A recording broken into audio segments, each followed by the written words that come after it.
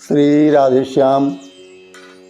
आप सभी बहनों, भाइयों, मित्रों और स्वजनों को श्री धाम वृंदावन से नवनाथ कृष्ण का हार्दिक अभिनंदन और भैया दूज की हार्दिक शुभकामनाएं।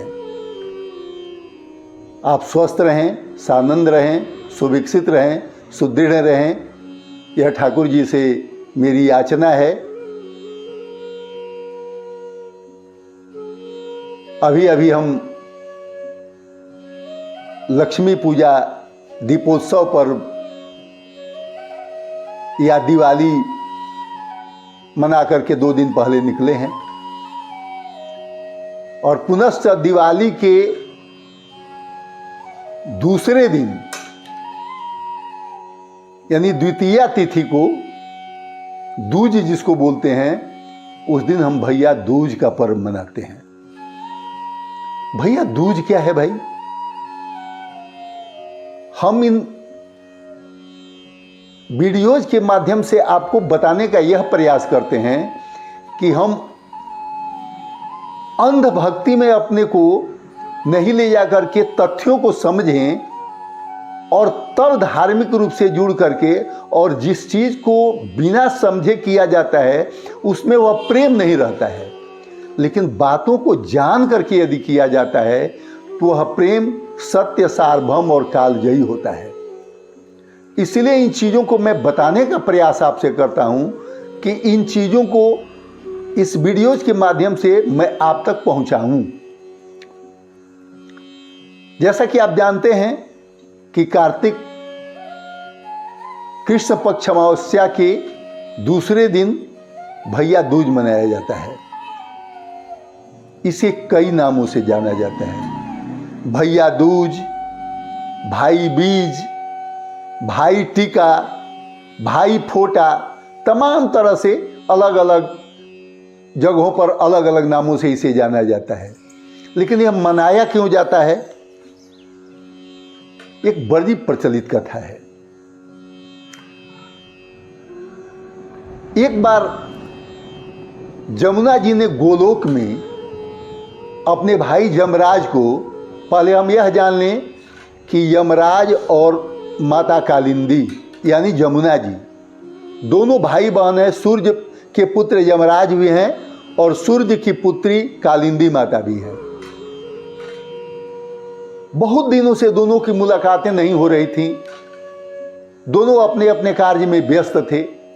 बहुत दिनों के बाद एक बार कालिंदी माता को इच्छा जगी कि भाई को बुलवाते हैं। इसी तिथि को यमराज जी को माता कालिंदी ने बुलाया। यमराज जी कालिंदी माता से मिलने के लिए गए। कहते हैं कि मिलने के लिए जब गए तो इतने खुश थे कि मैं आज बहन से मिलने जा रहा हूं। जितने उनके अधीनस्थ नरकवासी थे, सारे आत्माओं को उन्होंने नरक से मुक्त कर दिया। एक यह कथा आती है और एक दूसरी कथा आती है कि बहुत दिन से भाई और बहन मिल नहीं पाए थे, तो ब्रज के मथुरा क्षेत्र में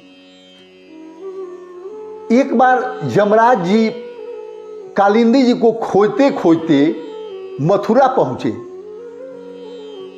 मथुरा कालिंदी जी अपने अबाध गति से बह रही थी। माता कालिंदी देवी रूपा भी हैं और जल स्वरूपा भी हैं।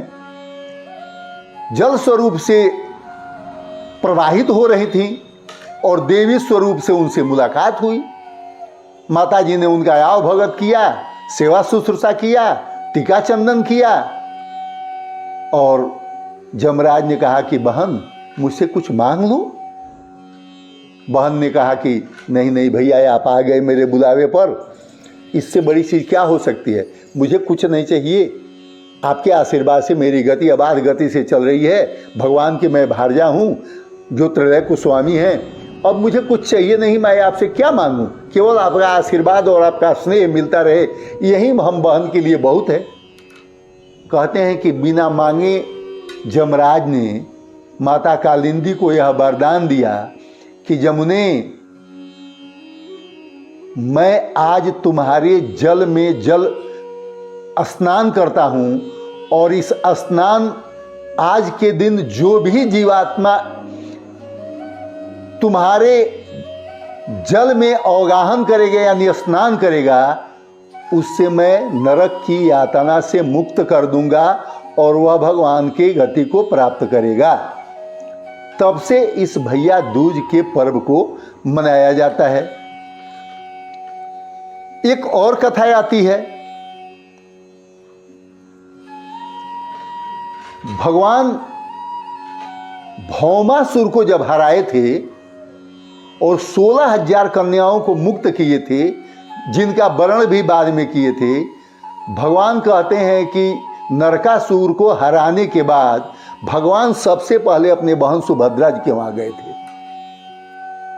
इस परंपरा का पालन करने के लिए हम भाई अपने बहनों के वहां जाते हैं कि हमारी भी विजय की कामना हमारी बहनें करें, और बहनें विजय की कामना करती भी हैं और उसने रोली चंदन लगा करके और बजरी के रूप में उन्हें प्रसाद खिलाती हैं और भाई के सुख समृद्धि और विजय की कामना करती हैं।